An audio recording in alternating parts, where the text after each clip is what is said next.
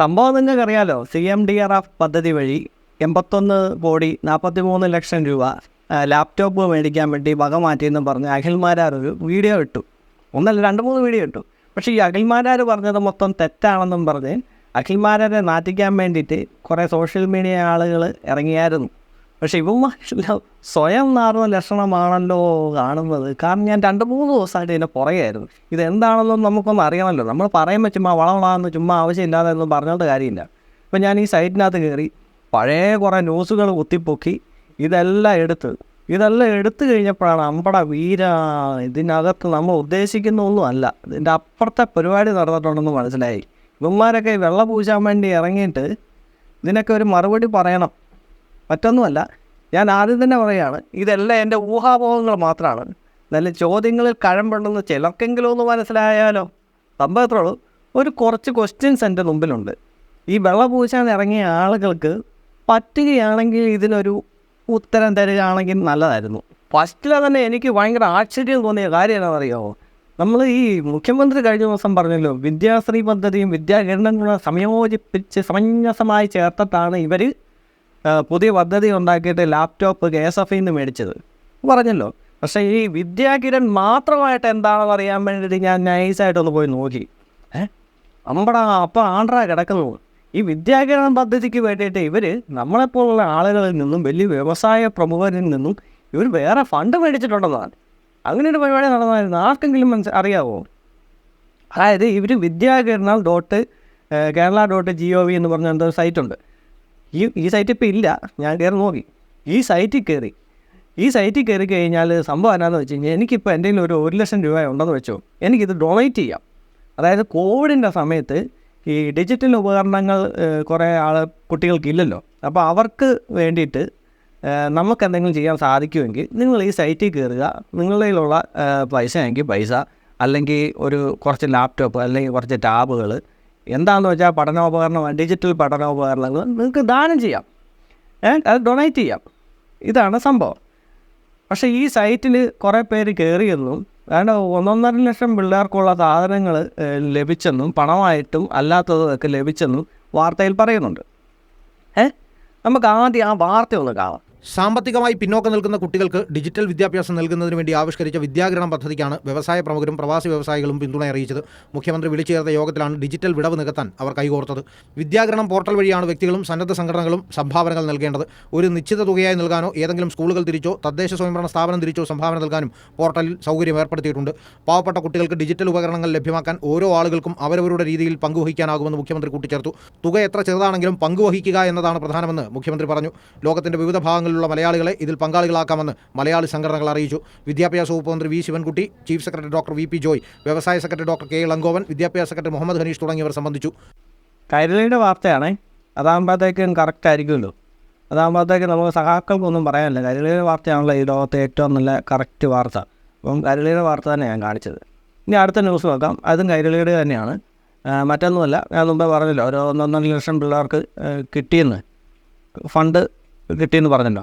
അപ്പോൾ അതിൻ്റെ വീഡിയോ ഞാൻ കാണിക്കാം. സംസ്ഥാനത്തെ സ്കൂളുകളിൽ കൈറ്റ് വിക്ടേഴ്സ് വഴിയുള്ള ഡിജിറ്റൽ ക്ലാസുകളുടെ തുടർച്ചയായി ഓൺലൈൻ വിദ്യാഭ്യാസം നടപ്പിലാക്കുന്നതിനായി സാമൂഹ്യ പങ്കാളിത്തോടെ ഡിജിറ്റൽ ഉപകരണങ്ങൾ സമാഹരിക്കാനാണ് സർക്കാർ വിദ്യാകിരണം പദ്ധതി ആരംഭിച്ചത്. ആഗസ്റ്റ് 4 പദ്ധതിയുടെ പോർട്ടൽ മുഖ്യമന്ത്രി ഉദ്ഘാടനം ചെയ്തു. ഇതിനുശേഷം 1.5 മാസത്തിനകം 1,02,029 കുട്ടികൾക്ക് ഡിജിറ്റൽ ഉപകരണങ്ങൾ ലഭിച്ചുവെന്നാണ് കണക്കുകൾ. പോർട്ടൽ വഴിയുള്ള പർച്ചേസ് നടപടികൾ ആരംഭിക്കുന്നതിന് മുൻപ് തന്നെ 21.5% കുട്ടികൾക്കും ഉപകരണങ്ങൾ ലഭിച്ചു. പദ്ധതിയെ പൊതുസമൂഹം നെഞ്ചേറ്റിയെന്നതിന്റെ തെളിവാണെന്ന് മുഖ്യമന്ത്രി പിണറായി വിജയൻ പറഞ്ഞു. vidyakaranam.kerala.gov.in എന്ന പോർട്ടൽ വഴി പൊതുജനങ്ങൾക്കും കമ്പനികൾക്കും സ്കൂളുകൾ തിരിച്ചും തദ്ദേശ സ്വയംഭരണ സ്ഥാപനങ്ങൾ തിരിച്ചും ആവശ്യമുള്ള കുട്ടികൾക്ക് ഡിജിറ്റൽ ഉപകരണങ്ങൾ സംഭാവന ചെയ്യാനാകും. ഇഷ്ടമുള്ള തുകയും പോർട്ടൽ വഴി നൽകാനാകും. പണം നൽകുന്നവർക്ക് ആദായനികുതി ഇളവുമുണ്ട്. കൈരളി ന്യൂസ്, തിരുവനന്തപുരം.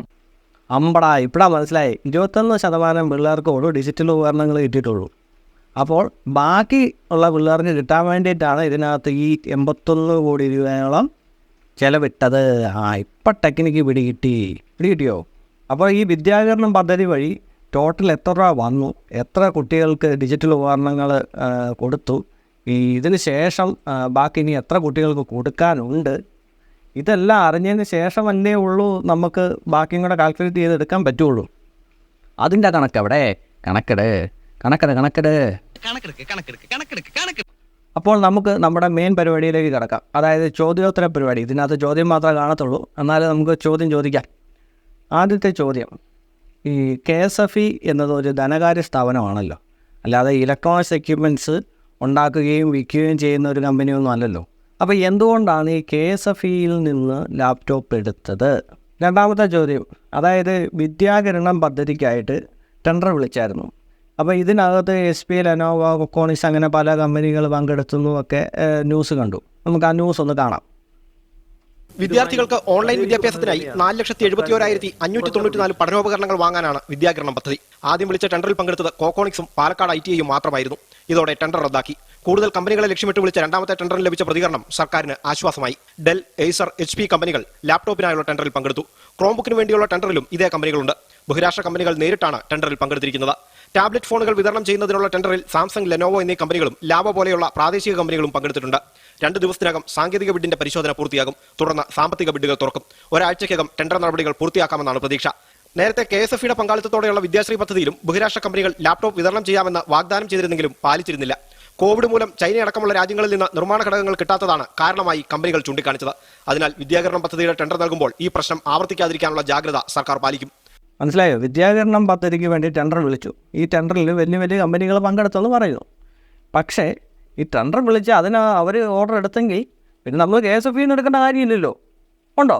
ഓക്കെ. ഇനി അടുത്ത ചോദ്യം, അതായത് ഈ ടെൻഡർ ക്ഷണിച്ചു കഴിഞ്ഞപ്പോഴാണ് നമ്മൾ മനസ്സിലാക്കുന്നത് നമ്മുടെ സ്ഥാപനമല്ല KSFE. KSFEയിൽ കുറേ ലാപ്പുകൾ മിച്ചം ഇരിപ്പുണ്ട്. എന്നാൽ പിന്നെ KSFEനെ ഒന്ന് രക്ഷിച്ചേക്കാം എന്ന് വിചാരിച്ച് അവർ അവിടെ നിന്ന് ലാപ്പ് എടുത്തൊന്ന് വെക്കാം. കുറഞ്ഞ വിലയ്ക്ക് ഓൾറെഡി അവിടെ കുറേ ലാപ്പുകൾ കെട്ടിക്കിടപ്പുണ്ട്. അതുകൊണ്ട് നമുക്ക് ആ ലാപ്പ് എടുക്കാം. വെറുതെ പുറത്തുനിന്ന് ഇനി വേറെ എക്സ്ട്രാ പൈസ ഒന്നും മുടക്കണ്ട, നമ്മുടെ കയ്യിൽ തന്നെ ഉണ്ടല്ലോ എന്ന് വിചാരിച്ചെടുത്തെന്ന് അങ്ങനെ വിചാരിക്കാം. ഓക്കെ. പക്ഷേ എന്നാലും അവിടെ ഒരു പ്രശ്നമുണ്ടല്ലോ സാറന്മാരെ. കാരണം എന്താണെന്ന് വെച്ച് കഴിഞ്ഞാൽ ഈ വിദ്യാശ്രീ പദ്ധതിക്ക് വേണ്ടിയിട്ടാണ് KSFE ലാപ്പുകൾ വാങ്ങിയതും അത് മിച്ചം വന്നതുമാണ് അവിടെ ഇരിക്കുന്ന ലാപ്പുകൾ. അപ്പോൾ ഈ വിദ്യാശ്രീയിൽ ഓൾറെഡി കുഞ്ഞുങ്ങൾക്ക് കൊടുത്തിരിക്കുന്ന ലാപ്പുകൾ മൊത്തം കംപ്ലൈൻ്റ് ആണെന്ന് ഒരുപാട് പരാതികളുണ്ട്. ഞാൻ ചുമ്മാ പറയുന്നല്ല, അതിൻ്റെ വീഡിയോയും കാണിക്കാം. 2 മാസങ്ങൾക്ക് മുൻപ് ഞങ്ങൾ കാണുമ്പോൾ പഠിക്കാൻ ലാപ്ടോപ്പ് കിട്ടിയ സന്തോഷത്തിലായിരുന്നു ചെറായിലെ വീട്ടിൽ അമ്മ രജനിക്കൊപ്പം ദേവികയും ദേവിനിയും. എന്നാൽ ദിവസങ്ങൾക്കകം പ്രശ്നങ്ങൾ തുടങ്ങി. ആദ്യം കിട്ടിയ ലാപ്ടോപ്പ് ഓണായില്ല. പരാതി അറിയിച്ചതോടെ എത്തിയ രണ്ടാമത്തേതിലും ഡിസ്പ്ലേ തകരാർ. ഒടുവിൽ കിട്ടിയതിൽ കീബോർഡ് പോലും പ്രവർത്തിക്കുന്നില്ല. വിദ്യാശ്രീ പദ്ധതി വഴി കിട്ടിയ 15,000 രൂപ വിലയുള്ള കൊക്കോണിക്സ് ലാപ്ടോപ്പിന്റെ 6,000 രൂപ വരെ രജനി ഇതുവരെ അടച്ചു കഴിഞ്ഞു. 500 രൂപയാണ് മാസമടവ്. കേടാണെങ്കിലും പണം അടയ്ക്കുന്നത് മുടക്കാൻ കഴിയില്ലെന്ന് KSFE. കിട്ടിയവർക്ക് അത് ചെയ്യാനായിട്ടുള്ള ഇത് ഗവൺമെന്റിൽ നിന്ന് വന്നിട്ടില്ല എന്നാണ് അവർ പറയുന്നത്. 1 മാസം ഞങ്ങൾ ഈ കൊറോണയായിട്ട് മുടങ്ങിയിട്ട് അതുവരെ അവർ പറഞ്ഞ് അടപ്പിച്ച് അതൊക്കെ അവർ നമ്മളെ ചെയ്യിക്കേണ്ടല്ലോ. അപ്പൊ ഇതിന് ഉത്തരവാദിത്തം വേണ്ടേ? പദ്ധതിയുടെ വായ്പ തിരിച്ചടയ്ക്കുന്നതിൽ കുടുംബശ്രീ സംഘങ്ങൾക്ക് കൂട്ടുത്തരവാദിത്തമുണ്ടെന്നതും മറ്റൊരു പ്രതിസന്ധി. രജനിക്കൊപ്പം ലാപ്ടോപ്പ് കിട്ടിയ പ്രദേശത്തുള്ള എല്ലാവരുടെയും അവസ്ഥ ഇതുതന്നെ. കുടുംബശ്രീ സംഘങ്ങളിലെ SC ST അംഗങ്ങൾക്കായിരുന്നു ലാപ്ടോപ്പ് കിട്ടുന്നതിൽ മുൻഗണന. ആദ്യം ലാപ്ടോപ്പ് കിട്ടിയ സാമ്പത്തികമായി പിന്നോക്കം നിൽക്കുന്ന ഈ കുടുംബങ്ങളുള്ളവർ പെട്ടുപോയ അവസ്ഥയിലാണ്. എങ്ങനെയിരിക്കുന്നത്? അപ്പോൾ ആ ലാപ്ടോപ്പ് മൊത്തം കംപ്ലൈൻ്റ് ആണെന്ന് ഈ വാർത്തയിൽ നിന്ന് മനസ്സിലായല്ലോ. ഈ വാർത്തയല്ല, 1-2 വാർത്തകളുണ്ട്. ഇതെല്ലാം കൂടെ കാണിക്കേണ്ട കാര്യമില്ലല്ലോ. ഒന്ന് ആലോചിച്ച് നോക്കിയേ. വർക്ക് ചെയ്യത്തില്ലാത്ത സാധനത്തിന് ഫണ്ട് അടയ്ക്കേണ്ടി വരുന്നതിൻ്റെ ഒരു അവസ്ഥ എടുത്ത് EMI അടയ്ക്കേണ്ടി വരുന്നതിൻ്റെ അവസ്ഥയൊന്ന് ഓർത്ത് നോക്കി. അപ്പോൾ ഇതാണ് ഞാൻ പറഞ്ഞത്. അപ്പോൾ ഇത് കൊള്ളത്തില്ല. ഈ സംഭവം കൊള്ളത്തില്ലാത്തതുകൊണ്ട് ഈ വാർത്ത വന്നതിന് ശേഷം വേണമെന്ന് വെച്ചിരുന്ന ആൾക്കാരെല്ലാം വേണ്ടെന്ന് വെച്ചു. വേണ്ടെന്ന് വെച്ചപ്പോൾ ഈ സാധനം എല്ലാം കൂടെ മിച്ചം വന്നു. ഇവിടെ ഓടോണി കെട്ടിക്കിടന്നപ്പോഴാണ് നമ്മുടെ സർക്കാർ വന്ന് ആ സാധനം എടുത്തുകൊണ്ട് പോയത്. ഇതാണ് എൻ്റെ സംശയം. അപ്പോൾ ഇങ്ങനെ വർക്കാകത്തില്ലാത്ത അത്രയും കംപ്ലൈൻറ്റുകൾ വന്ന ലാപ്ടോപ്പുകൾ എന്തിനാണ് KSFEന്ന് വാങ്ങിയത്? അതോ ഇനി കൊക്കോണിക്സ് മാത്രമല്ല, നിങ്ങൾ HPയും ഡെല്ലും ഒക്കെ അവിടുന്ന് മേടിച്ചോ? അങ്ങനെയാണെങ്കിൽ വിദ്യാശ്രീ പദ്ധതിയിൽ മുമ്പേ ഒരു വാർത്ത കാണിച്ചല്ലോ, അതിനകത്ത് കൊക്കോണിക്സ് മാത്രമേ ഉള്ളൂ എന്ന് പറയുന്നത് കേട്ടായിരുന്നു. ഇനി അത് കഴിഞ്ഞിട്ട് വേറെ ടെൻഡർ വിളിച്ചു, ഒന്നും മനസ്സിലാകുന്നില്ലല്ലോ. ഇനി അടുത്ത ചോദ്യം, അതായത് ഈ വിദ്യാശ്രീ പദ്ധതി വഴി KSFE കൊടുത്ത ലാപ്ടോപ്പുകൾ പലതും കംപ്ലൈൻ്റ് ആണെന്ന് നമ്മൾ കണ്ടല്ലോ. അപ്പോൾ ഇവർക്ക് എന്താണ്, അവരുടെ പ്രശ്നത്തിന് പരിഹാരം കണ്ടോ? അവരുടെ ഫണ്ട് തിരിച്ചു കൊടുത്തോ? എന്താണ് അതിൻ്റെ ബാക്കി? അതുകൂടെ ഒന്ന് അറിഞ്ഞാൽ കൊള്ളാം. ഇനി നമ്മൾ ആ 81 കോടി രൂപയുടെ അതിൻ്റെ ഒരു കണക്ക് ഞാൻ പറയാം. പൊട്ടക്കണക്കെന്ന് കൂട്ടിക്കോ, മുൻകൂർ ജാമ്യം. അതായത് 81,43 ലക്ഷം രൂപയാണല്ലോ ഇവർ ലാപ്ടോപ്പ് മേടിക്കാൻ KSFEക്ക് കൊടുത്തത്. 47,673 ലാപ്ടോപ്പുകളാണ് പർച്ചേസ് ചെയ്തത്. അപ്പോൾ ഇതിനെ ഡിവൈഡ് ചെയ്യുമ്പം നമുക്ക് 17,080.94 പോട്ടെ, 17,000 റൗണ്ട് ഓഫ് ചെയ്തിട്ട് ഒരു ലാപ്പിൻ്റെ വില 17,000 രൂപ. ഓക്കെ. അപ്പോൾ കഴിഞ്ഞ ദിവസം അഖിൽമാരാർ ഇന്ന പോലെ പുള്ളിക്കാരനൊരു ഫോണിൻ്റെ പർച്ചേസ് കാണിച്ചായിരുന്നു ആലിബാബ എന്ന് പറഞ്ഞ സൈറ്റിൽ. അപ്പോൾ നമ്മൾ ഒന്നിച്ചൊരു സാധനം എടുക്കുമ്പോഴത്തേക്ക് ഏത് കമ്പനിയിൽ നിന്നാണെന്ന് പറഞ്ഞാൽ ഡിസ്കൗണ്ട് കിട്ടുമെന്നുള്ള കാര്യം നമുക്ക് ആർക്ക് വേണമെങ്കിലും അറിയാം. ഞാൻ ആലിബാബ എന്ന് പറഞ്ഞ സൈറ്റിൽ കയറി ഇതിനകത്ത് കൊള്ളാവുന്നൊരു ലാപ്ടോപ്പ് സെലക്ട് ചെയ്തു. അതിൽ ഏസറിൻ്റെ ഒരു ലാപ്ടോപ്പാണ് ഞാൻ സെലക്ട് ചെയ്തത്. ഉണ്ടല്ലോ, അപ്പോൾ ഇതിൻ്റെ കണ്ടോ മിനിമം ക്വാണ്ടിറ്റി 10 യൂണിറ്റിൻ്റെ വില കൊടുത്തിരിക്കുന്നുണ്ടോ, 12,814. പിന്നെ മാക്സിമം പ്രൈസ് വരുന്നത് 21,357 രൂപ. ഓക്കെ, മനസ്സിലായല്ലോ.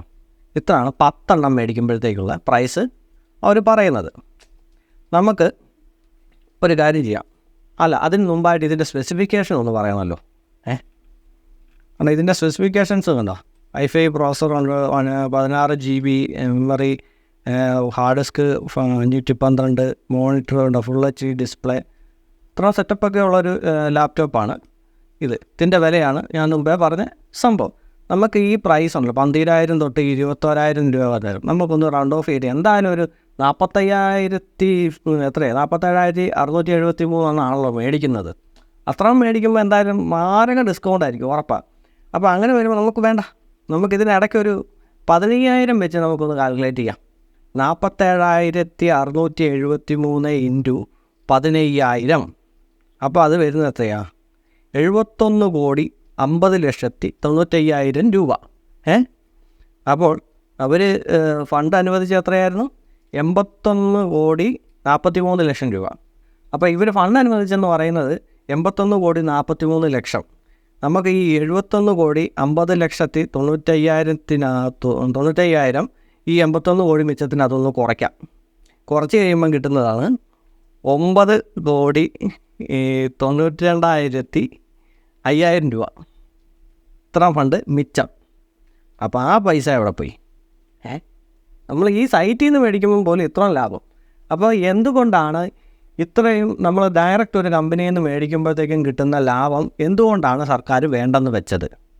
എന്നിട്ട് KSFE എന്തെടുത്തു? അതോ ഈ നശിച്ച് കിടക്കുന്ന കമ്പ്യൂട്ടർ? അടുത്ത ചോദ്യം. പിന്നെ സാധാരണ ജനങ്ങളെ എങ്ങനെയും പറ്റിക്കാം. നമുക്ക് ഈ കാര്യങ്ങളൊക്കെ ചെറുതായിട്ട് നോക്കുന്നതുകൊണ്ട് ഒരു കാര്യം കൂടെ പറയാം. അതായത് ഈ 17,000 രൂപ എന്ന് നമ്മൾ കണക്ക് കൂട്ടില്ല. അതായത് ഈ 81 കോടി രൂപ ഇത് വക മാറ്റിയതിൻ്റെ അകത്തുനിന്ന് നമ്മൾ 17,000 രൂപയാണ് ഒരു കമ്പ്യൂട്ടറിന് നമ്മൾ കണക്ക് കൂട്ടി വെച്ചിട്ടുണ്ട്, അതായത് അവരുടെ കണക്കും പ്രകാരം. പക്ഷേ ഈ 17,000 രൂപയ്ക്ക് ലഭിച്ച കമ്പ്യൂട്ടർ ഏതാണ്, അതിൻ്റെ സ്പെസിഫിക്കേഷൻ എങ്ങനെയാണ് എന്നും കൂടെ നമ്മൾ അറിയണ്ടേ. അല്ലാതെ 17,000 രൂപയുടെ ഒരു ലാപ്ടോപ്പ് എന്ന് പറഞ്ഞു കഴിഞ്ഞാൽ അതെങ്ങനെ ശരിയാകും? ലാപ്ടോപ്പ് എന്ന് പറഞ്ഞാൽ 15,000 രൂപ തൊട്ട് 1.5 കോടി വരെ വിലയുള്ള, കൂട്ടി പറഞ്ഞ കേട്ടോ, വരെയുള്ള സാധനങ്ങൾ കിട്ടും. അപ്പോൾ ഇതിൻ്റെ കോൺഫിഗറേഷൻ അറിഞ്ഞാലേ ഉള്ളൂ ഇവർ മേടിച്ചത് 17,000 രൂപയാണെങ്കിൽ ഇതിന് ഇത്ര വിലയുണ്ടോ ഇല്ലയോ എന്ന് നമുക്ക് അറിയാൻ പറ്റുള്ളൂ. അപ്പോൾ ഇതിൻ്റെ കോൺഫിഗറേഷൻ ഏത് എന്നാലേ അതും കൂടെ നമുക്ക് നോക്കാൻ പറ്റുള്ളൂ. അതൊരു ചോദ്യമല്ലേ. ഇനി നമ്മൾ ഈ 17,000 രൂപ കണക്ക് പറഞ്ഞു, ഇതിനേക്കാളും വേറെ റേറ്റും കൂടെ ഉണ്ട്. അതെന്നാ സംഭവം എന്നറിയോ? ഈ വിദ്യാശ്രീ പദ്ധതിയിലെ ടെൻഡർ കാണിച്ചു തരാം. വിദ്യാശ്രീ പദ്ധതി, അതായത് KSFEയിലെ ടെൻഡർ ക്ഷണിച്ചതും ഓരോരുത്തരും റിപ്പോർട്ട് ചെയ്ത തുകകളും കാണിച്ചു തരാം.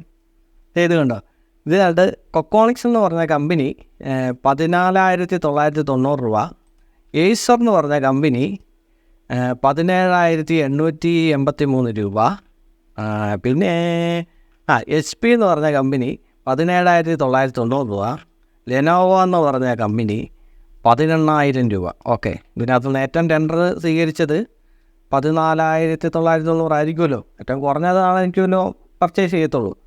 അപ്പോൾ ഇതിൻ്റെ സ്പെസിഫിക്കേഷൻസ് ഉണ്ടായിരുന്നു. അതായത് RAM 4 GB DDR4, 128 GB SSD, storage, 11.6 inch anti glare display, full HD ഒന്നും അല്ല. അതിന് മേടിച്ചത് 14,000 കൊട്ടേഷൻ. മനസ്സിലായോ? 15 കൂട്ടാം. നമ്മൾ മുമ്പേ ആലിബാബ എന്ന് മേടിച്ചതിൻ്റെ സ്പെസിഫിക്കേഷൻ കിടന്നില്ലേ, ഫുൾ HD ഡിസ്പ്ലേ ഒക്കെ ഉള്ളതിന്, അതിന് 15 രൂപയാണ്. അപ്പോൾ അതെങ്ങനെ ശരിയാവും? ഇനിയും പോട്ടെ, ഇത് 14,990 ഓക്കെ, സർക്കാരിൻ്റെ കൊക്കോണിക്സും മേടിച്ചു. പക്ഷേ നമ്മൾ ഈ 81 കോടി രൂപയ്ക്ക് നമ്മൾ മുമ്പേ ഡിവൈഡ് ചെയ്ത് കഴിഞ്ഞപ്പോഴത്തേക്ക് അത് 17,000 രൂപ എന്ന് പറയുന്നത്. അപ്പോൾ ഒരെണ്ണത്തിനില്ല 17,000 രൂപ വെച്ചിട്ട്, അതായത് 14,000 സിസ്റ്റത്തിൽ ടെൻഡർ ക്ഷണിച്ച് കിട്ടിയ സാധനം 17,000 രൂപയ്ക്ക് എന്തിനാണ് മേടിക്കുന്നത്? ഇനി HP ഡെല്ലോ എല്ലാം ഉണ്ടോ അറിയത്തില്ല കേട്ടോ. അത് സോറി, അത് ഞാൻ മറന്നുപോയി. ഇനി HP ഡെല്ലോ അതിൻ്റെ ഇടയ്ക്കൊന്നും വല്ലതും എടുത്തിട്ടുണ്ടോ, അത് എത്ര എണ്ണമാണെന്ന് അത് പറയണം. അല്ലാതെ നമ്മളെങ്ങനെ അറിയുന്നത്? ചുമ്മാ ലാപ്ടോപ്പ് മേടിച്ചെന്ന് പറഞ്ഞിട്ട് വല്ല കാര്യമുണ്ടോ? ഇതിൻ്റെ കാര്യങ്ങൾ സ്പെസിഫിക്കേഷൻസും ഏത് കമ്പനിയുടെ എങ്ങനെയൊക്കെയാണെന്നൊക്കെ അറിയണ്ടേ. ഇനി നമ്മൾ സഖാക്കൾ എന്നോട് ചോദിക്കാൻ പോകുന്നൊരു ചോദ്യം എന്തായിരിക്കും എന്നറിയാമോ? എടാ, നിനക്ക് ഇത് വല്ല വിവരാവകാശം വഴി വല്ലതും വിളിച്ച് ചോദിച്ച് ഇതിൻ്റെ കറക്റ്റ് നോക്കി നിനക്ക് കിട്ടുമല്ലോ എന്നായിരിക്കും ചോദിക്കാൻ പോകുന്നത്. ആയിക്കോട്ടെ. പക്ഷേ പലരും പറയുന്ന കേൾക്കുന്നുണ്ട് ഇത് വിവരാവകാശം വഴി കിട്ടിയില്ല, അതായതാന്നൊക്കെ പറയുന്നു. എനിക്കതൊന്നും അറിയത്തില്ല. പക്ഷേ എന്നിരുന്നാലും ഞാനൊരു ഇന്ത്യൻ പൗരനായതുകൊണ്ടും ഇതൊരു ജനാധിപത്യ രാജ്യമായതുകൊണ്ടും അഭിപ്രായ സ്വാതന്ത്ര്യമുള്ളത് കൊണ്ടും എനിക്കിത് പറയാം. ഞാനിത് ഇന്ന പോലെ നടന്നെന്നൊന്നും ഞാൻ പറഞ്ഞിട്ടില്ല. എൻ്റെ ചെറിയ സംശയങ്ങൾ മാത്രമാണ് പങ്കുവച്ചത്. ഇതിന് ഉത്തരം ഉണ്ടെങ്കിൽ കമൻറ്റ് ബോക്സിൽ എഴുതുക. മാന്യമായ രീതിയിൽ എഴുതാൻ നിങ്ങൾക്ക് സാധിക്കുമോ എന്ന് എനിക്കറിയത്തില്ല. അങ്ങനെ പറ്റുമെങ്കിൽ സാധിക്കുമെങ്കിൽ നിങ്ങൾ എഴുതുക. അല്ലെങ്കിൽ നിങ്ങളുടെ സ്വതസിദ്ധമായ രീതിയിലുള്ള തെറിവിളികൾ നടത്തിക്കൂ. ആർക്ക് ചെയ്തോ. എന്തായാലും ഞാൻ ഇത്രയും കഷ്ടപ്പെട്ട് കുറേ ചോദ്യങ്ങളൊക്കെ കണ്ടുപിടിച്ചുകൊണ്ട് വന്നതല്ലേ. ഇഷ്ടപ്പെട്ടെങ്കിൽ നിങ്ങൾ ഒന്ന് സബ്സ്ക്രൈബ് ചെയ്തൊന്ന് സഹായിക്കേ. അങ്ങനെയാണെങ്കിൽ നമുക്ക് വീണ്ടും ഇതുപോലെയുള്ള കൂലങ്കഷ ചർച്ചകളുമായിട്ട് ഞാൻ വരാം. ഉളത്തരമാണെന്ന് പറഞ്ഞാലും നമുക്ക് ചോദിക്കാനുള്ള ചോദ്യങ്ങൾ ചോദിക്കണ്ടേ.